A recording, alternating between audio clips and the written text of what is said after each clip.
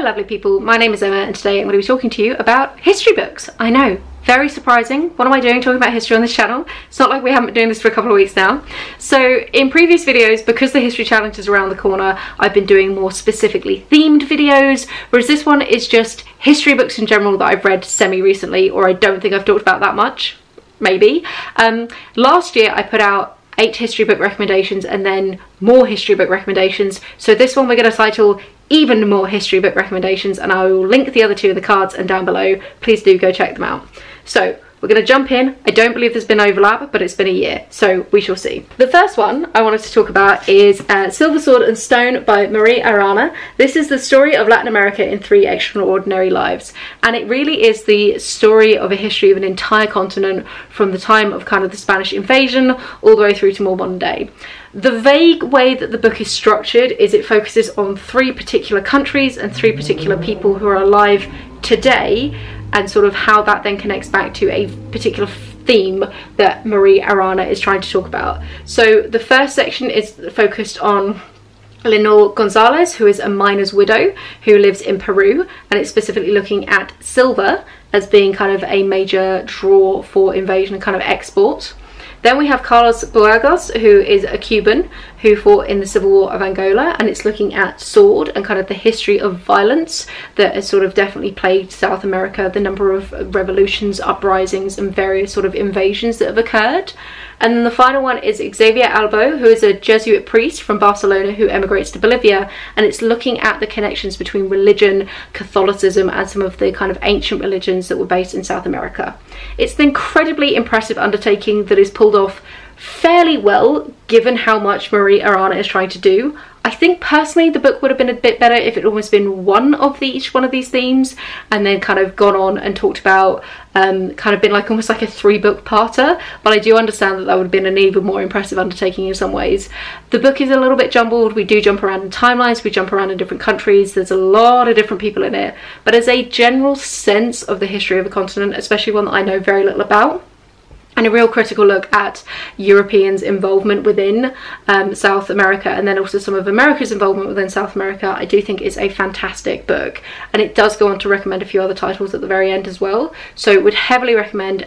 Would fit really nicely with a different continent for the various challenges for the history challenge, so just an idea. The next one I have to talk about is Kindred, and this is going back to sort of more prehistory and prehistoric stuff, and this is Neanderthal Life, Love, Death and Art by Wragg Sykes. This is giving an in-depth look at what we know about Neanderthals and early hominids and their interactions with Homo sapiens, and kind of trying to break that urban myth and sort of misunderstanding that Neanderthals were incredibly basic and sort of the grunting caveman idea.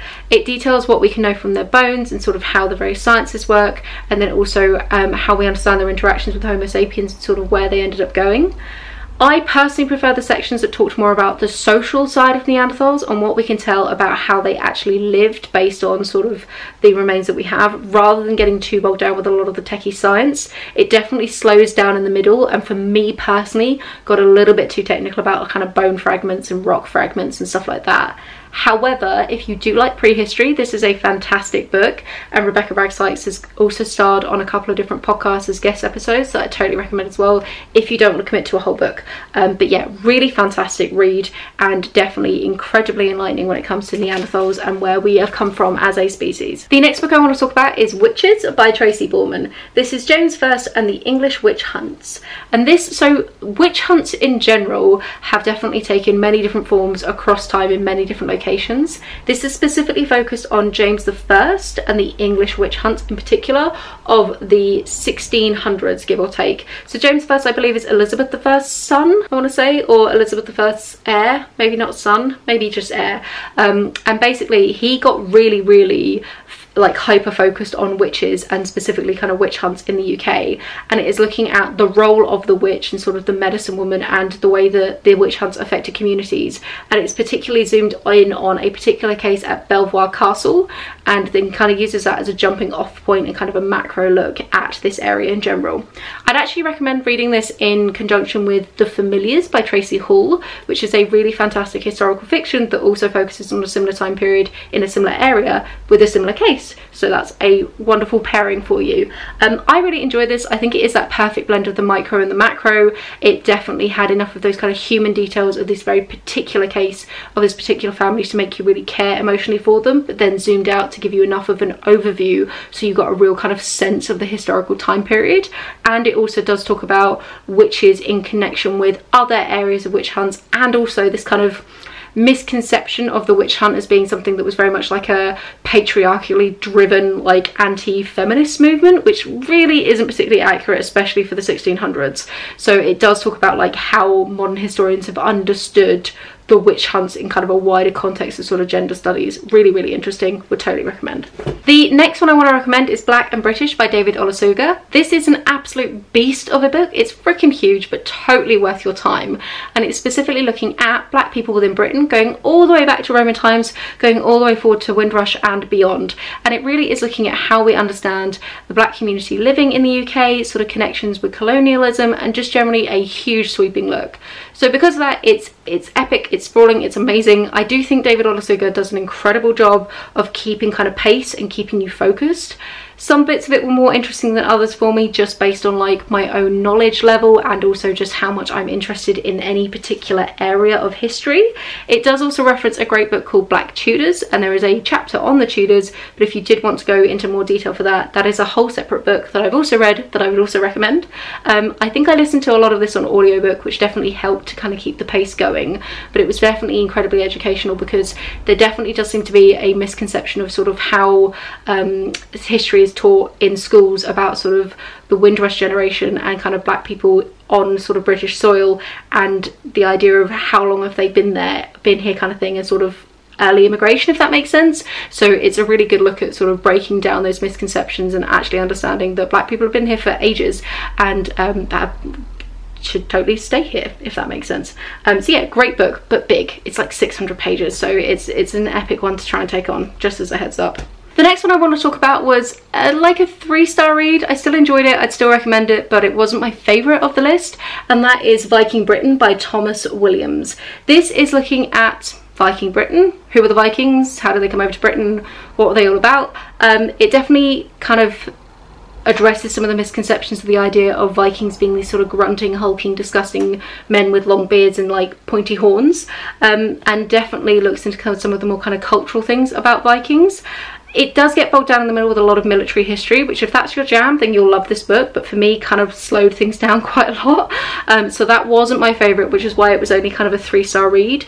But the bits that were more about kind of society and who were the Vikings, how do you draw those lines in the sand in history of like when do Vikings start and end, and sort of their interactions and how we kind of understood them going forward, and also a lot of the stuff about religion was really, really cool. So I would still recommend it in terms of as a starting point if you know nothing about the Vikings, of which I didn't, but yeah, Thomas Williams likes his military history, just as a heads up. An author that I think is just fantastic to read if you want some kind of historical non-fiction in terms of actually written a while ago and so counts as history in its own right, is George Orwell.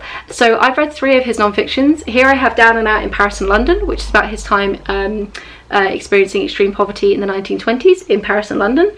I also have Homage to Catalonia, which is his time in the Spanish Civil War, just before the outbreak of World War II. And then there's also The Road to Wigan Pier, which details extreme poverty and kind of the mining communities in Manchester, I think, in the earlier 30s, and really the lead up to the Second World War, and also his thoughts on socialism in general. So Orwell has a really great writing style. I love his turn of phrase. I think he just has a wonderful way of writing. It's incredibly lyrical, and he just his command over kind of sentence structure is fantastic. I also think it's really interesting seeing sort of how his thoughts have developed over time and what has aged well and what hasn't. And it's also really interesting reading history from somebody who was like right there in the thick of it. Definitely really fascinating. So like I say, any one of those 3 I definitely recommend. Homage to Catalonia might be the one that's sort of strongest from a history front, but yeah, just great books in general. One that was entertaining enough, but again, not a firm favourite of mine, is Erebus by Michael Palin. This details the story of Erebus, which was a ship that at one point had gone to like the furthest point south and the furthest point north, I believe, and then basically got lost trying to find the Northwest Passage. And it is about detailing her maiden voyage down to as far south as she could go, and then also her kind of passage where they actually did get lost, and then her rediscovery. From a like history book perspective, it's genuinely very interesting. It kind of details sort of what were the driving factors of these sort of trips out. The fact that I think it was we didn't have longitude at the time. So how did people navigate, and sort of the chances of getting lost, and the various sort of survival features that you needed to survive in kind of extreme weathers.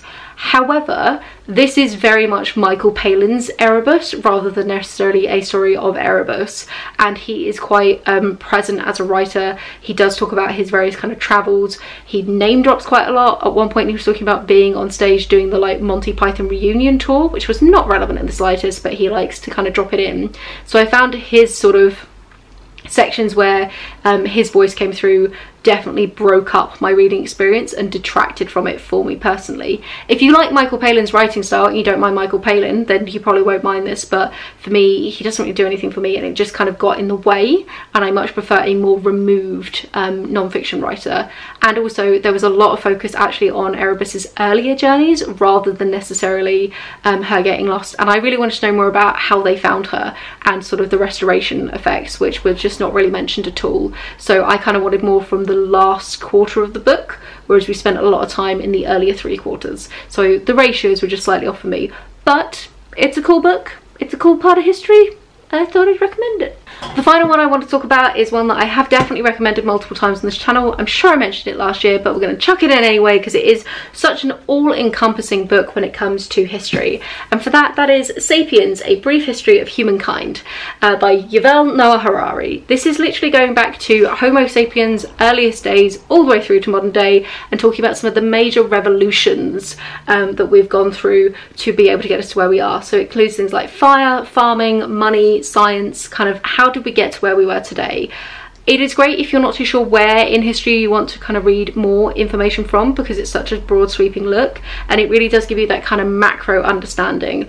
I deeply enjoyed it at the time. I listened to it on audiobook. I've since read another one of Yuval Noah Harari's books, which is like Homo Deus, A Brief History of Tomorrow or something like that. That one sucks, don't read that, that one's nonsense. Whereas this one is actually very good, and I think that's because Yuval Noah Harari is actually a historian, so this is him playing to his strengths.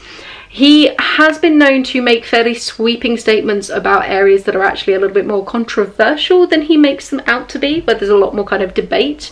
But when you're going for something as macro as this, I think you kind of have to do that, because you can't acknowledge all the nuance, because otherwise the book would be quadruple the size, if not more. You do just kind of have to go for like your version of what you think is the most compelling and go for it. So a good starting point, but read with a pinch of salt, but fantastic in terms of just the sheer breadth and kind of general understanding of history you're going to get walking away from it.